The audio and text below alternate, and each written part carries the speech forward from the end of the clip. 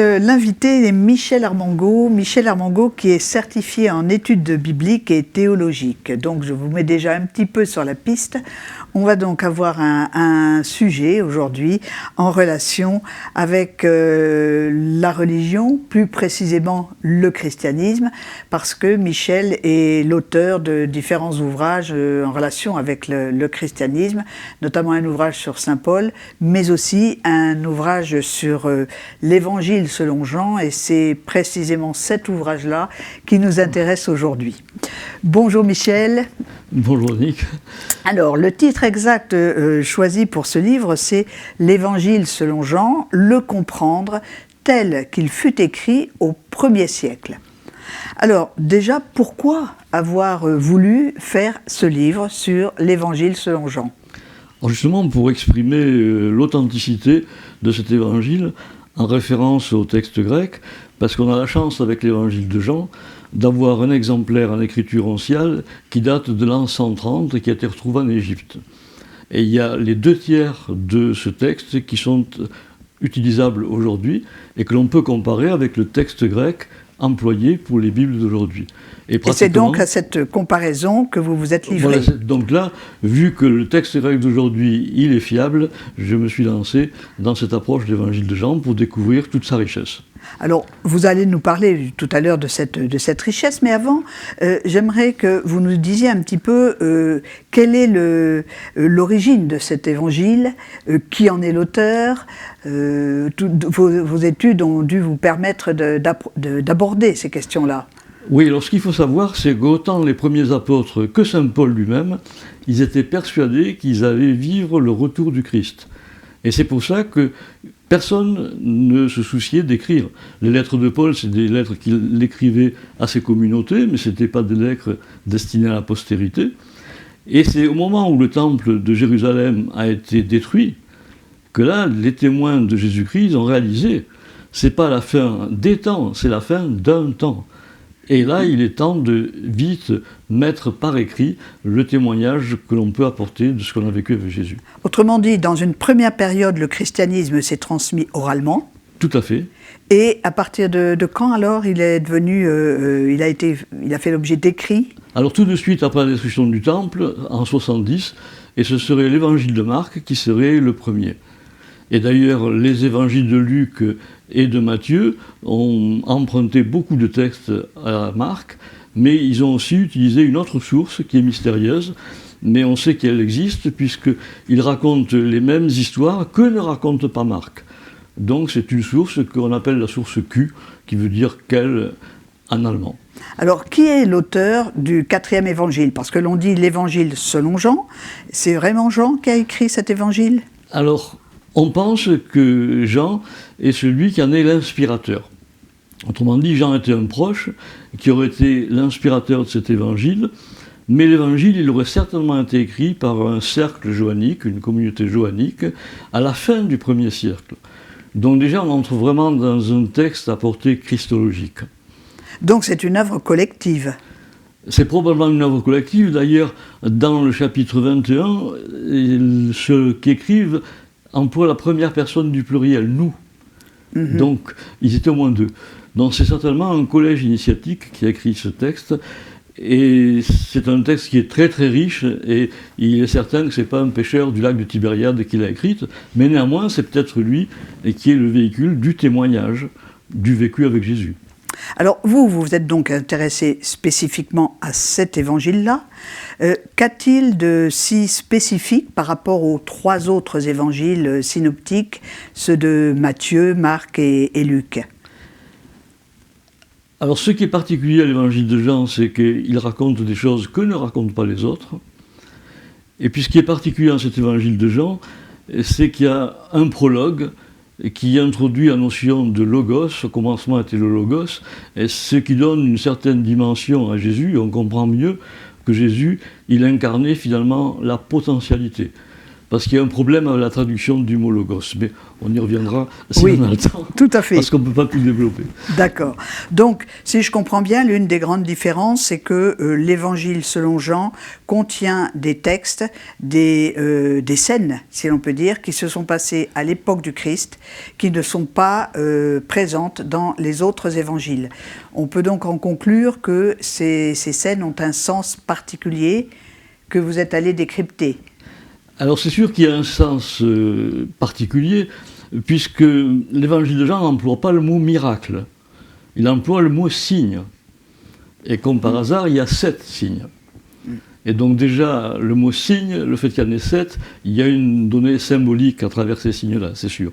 Et d'ailleurs, tout l'évangile, il est organisé sur une forme qui est très symbolique, et qui donne une place aux femmes, on aura l'occasion peut-être d'en reparler. Alors justement, on dit souvent que l'évangile selon Jean est l'évangile le plus mystique, peut-être le plus ésotérique également. Est-ce que vous êtes d'accord avec cette conception de l'évangile selon Jean? Alors effectivement, je pense que c'est le plus mystique et qui témoigne du plus de la dimension christique de Jésus, mais c'est aussi celui qui parfois est le plus près de l'histoire et de la géographie.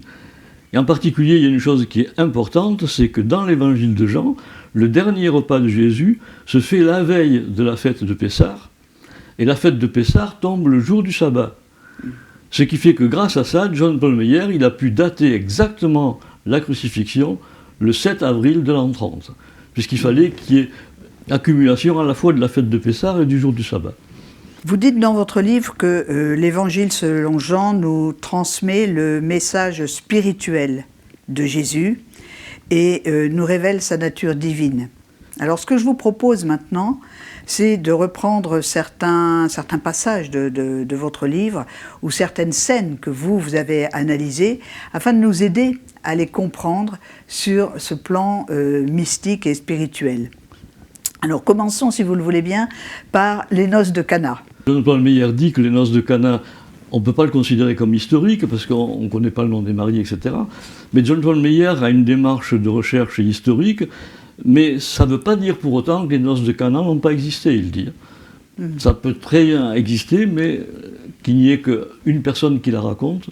Alors ce qui est intéressant dans les noces de Cana, dont je vais faire brièvement, d'un côté, il y a Marie qui prévient Jésus qu'il n'y a plus de vin. Dans un premier temps, Jésus repousse la question, c'est ce qu'il fait tout le temps. Et puis ensuite, eh bien, Marie lui dit « faites ce qu'il vous dira ». D'ailleurs, je dis Marie, mais dans l'évangile de Jean, son nom n'est pas écrit. On ne sait pas qu'elle s'appelait Marie. Le rédacteur parle de la mère de Jésus, et quand Jésus s'adresse à elle, il l'appelle « femme ». Et donc ça aussi c'est intéressant. Et donc d'un côté, il y a ceux qui voient verser l'eau dans les jarres, 6 jarres, 6 c'est important. Et puis, de l'autre côté, il y a le maître de cérémonie qui attend les jarres de vin, et les serviteurs amènent les jarres d'eau, et le maître de cérémonie trouve du vin qu'il trouve excellent. Alors les jarres sont pleines et le vin est excellent, autrement dit, c'est vraiment la plénitude, mais seuls les serviteurs sont au courant de la transmutation, parce qu'ils ont vu verser de l'eau, et ils voient recueillir du vin. Ce qui fait que le message est important. Personnellement, je trouve que c'est le message des plus importants, c'est que c'est le service qui est une voie de connaissance. Et ça, c'est important de le retenir. Alors, il y a une autre scène dont on va parler maintenant, si vous le voulez bien. C'est une scène que je trouve extrêmement intéressante. C'est la rencontre avec la Samaritaine. Jésus est assis à côté d'un puits, il a soif. La Samaritaine vient vers lui, et il lui demande de lui apporter de l'eau. Et la Samaritaine va prendre ça au premier degré. Alors ce qui est intéressant, c'est que ça se passe en Samarie, et ça il faut bien le préciser, les Samaritains et les Juifs n'étaient pas en très bon accord à l'époque. Et on est en Samarie, mais c'est Jésus qui est assis sur le puits, et c'est Jésus qui accueille la Samaritaine en lui demandant de l'eau. Et la Samaritaine, elle lui dit « mais toi, un juif ?» Et donc, on voit déjà dans ce texte, il y a une progression. D'abord, elle l'appelle le juif. Et puis après, elle va l'appeler le prophète. Et puis, à un moment, où elle va lui dire, parce qu'elle est stupéfaite, parce qu'au moment où Jésus lui dit « va chercher ton mari », elle lui dit « je n'ai pas de mari », et Jésus lui dit « oui, tu en as eu 5, celui avec qui tu vis n'est pas ton mari ». Et là, elle réalise que c'est un prophète qu'elle a devant lui. Et elle lui dit « mais on attend la venue d'un prophète, le Christ ». Et la réponse de Jésus, c'est, la réponse qui est très brève, c'est « ego eimi ». Il aurait pu dire que eimi, parce qu'eimi c'est « je suis », mais quand il dit « ego eimi », c'est « moi, je suis ». Et finalement, c'est l'équivalent de la révélation faite du nom de Dieu à Moïse. Et je suis celui qui est. Vous voulez dire qu'il révèle là sa nature divine. Voilà, c'est une façon subtile de révéler finalement sa nature divine. Et donc, dans l'évangile de Jean, il y a beaucoup de choses. Et puis un point qui est important, c'est que la première personne dans l'évangile à qui révèle qu'il est le Christ, eh bien c'est à une femme. Et donc souvent on dit que les femmes n'ont pas beaucoup de place dans les évangiles, eh bien là on a un cas exceptionnel. Alors on pourrait parler encore de cette scène avec la Samaritaine, parce qu'il y a encore d'autres points intéressants, ah oui. Mais malheureusement on est un petit peu pris par le temps. Alors ce que je vous propose, c'est de passer maintenant à une autre scène extrêmement intéressante aussi, parce qu'elle est révélatrice de la nature de Jésus, et c'est cela aussi qui vous intéresse dans cet ouvrage. C'est la scène qui concerne le paralysé de Betzata. Alors, le paralysé de Betzata, alors c'est une scène qui est extraordinaire, et en plus il y a des détails symboliques. C'est que jusqu'à ce moment-là, quand quelqu'un demandait à Jésus de le guérir, la première fois il repoussait toujours. Et il attendait que la personne insiste, et la deuxième fois, là, il acceptait et il guérissait. À Betzata, c'est tout à fait différent.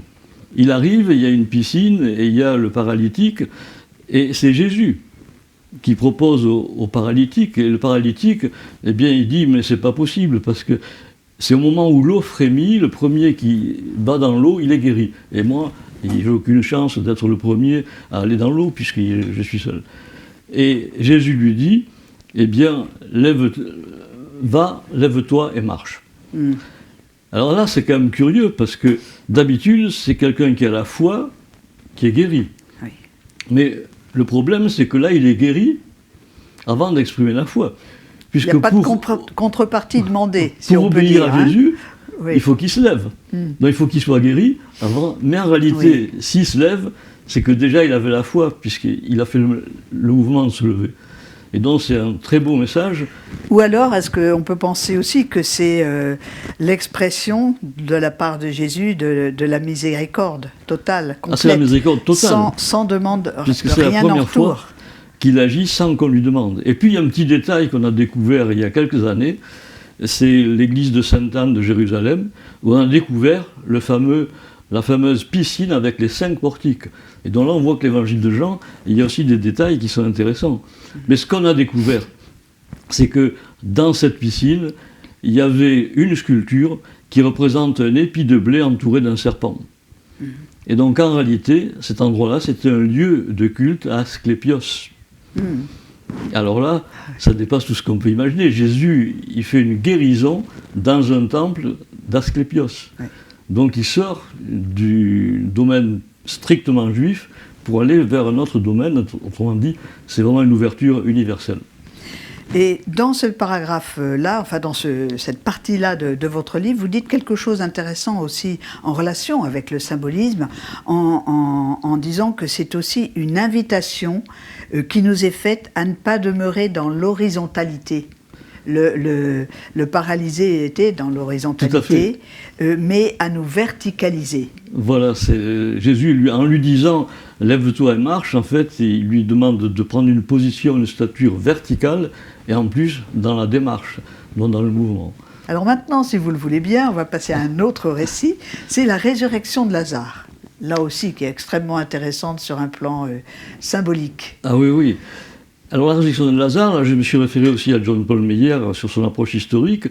Pour lui, bon, c'est bien difficile de dire que c'est historique, mais il se peut que ce soit un récit de guérison qui a été transformé après en résurrection.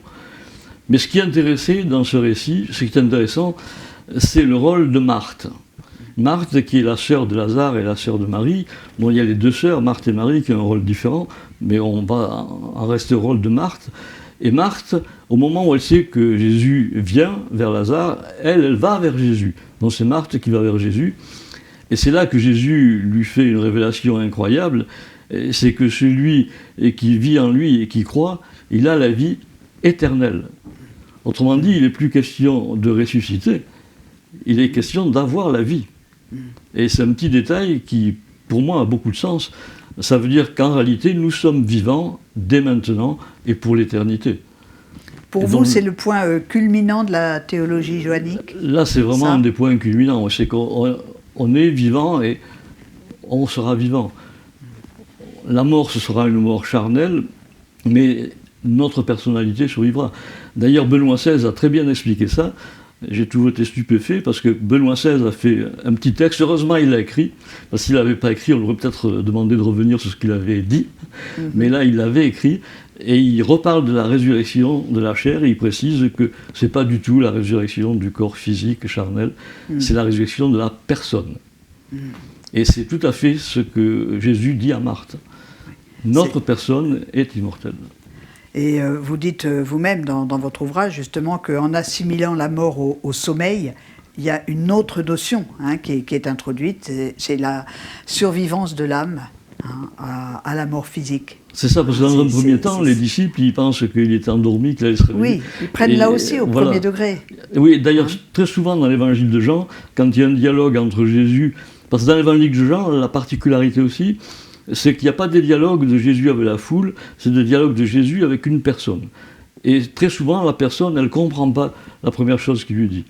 À Nicodème, quand il lui dit qu'il faut renaître, Nicodème lui dit « Non, mais je ne vais pas revenir dans le ventre de ma mère ». Et lui dit « Non, il faut renaître d'eau et d'esprit ».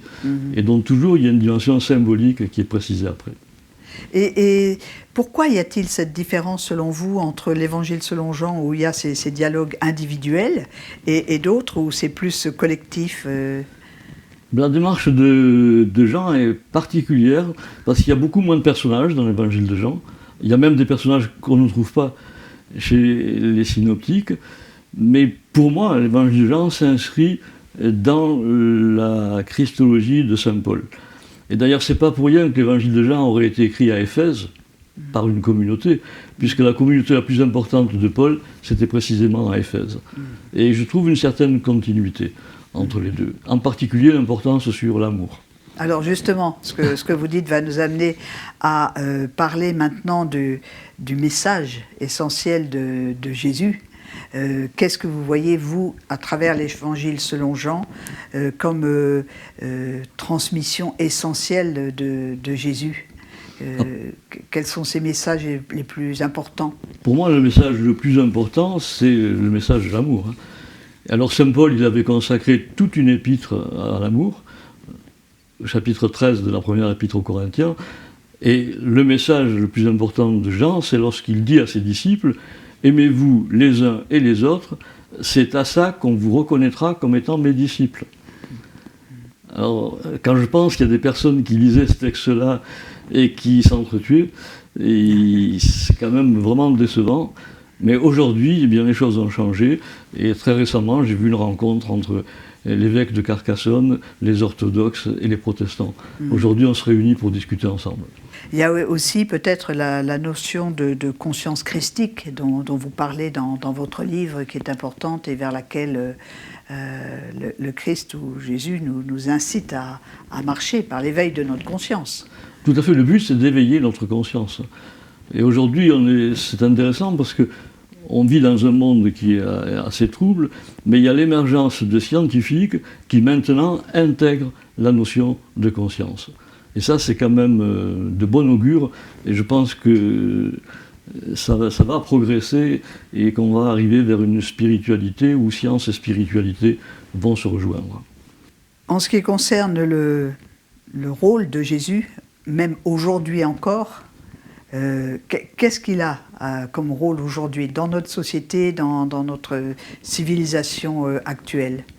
Aujourd'hui, déjà, il faut quand même remarquer que le calendrier mondial, il s'appuie sur la naissance de Jésus, donc ça prouve que quand même c'est une personnalité hors du commun. Et puis aujourd'hui, c'est cette recherche du message des évangiles, qui est un message d'amour, un message de se tourner vers le divin, autrement dit, faire évoluer la conscience pour aller vers cette conscience christique, et qui serait, elle, la mise en œuvre de toute la potentialité. Il y a un livre très, très beau de Laurent Schaffer qui a été écrit sur les potentialités. Et en réalité, tout ce qui existe aujourd'hui, ce n'est que la mise en action des potentialités. Et le but, c'est de renouer avec cette conscience christique. Et le monde ne serait pas ce qu'il est, c'est sûr, si on se réharmonisait avec cette conscience christique. Aimez-vous les uns les autres, déjà, si on appliquait ça, le monde changerait. Sans aucun doute. Eh bien, merci Michel pour cette émission qui nous incite à lire l'Évangile selon Jean et votre livre, hein, parce que il peut être une aide très précieuse pour comprendre cet Évangile d'une manière différente. Donc je rappelle, c'est l'Évangile selon Jean, le comprendre tel qu'il fut écrit au premier siècle, et c'est un livre qui est donc paru chez Diffusion Traditionnelle. Merci beaucoup.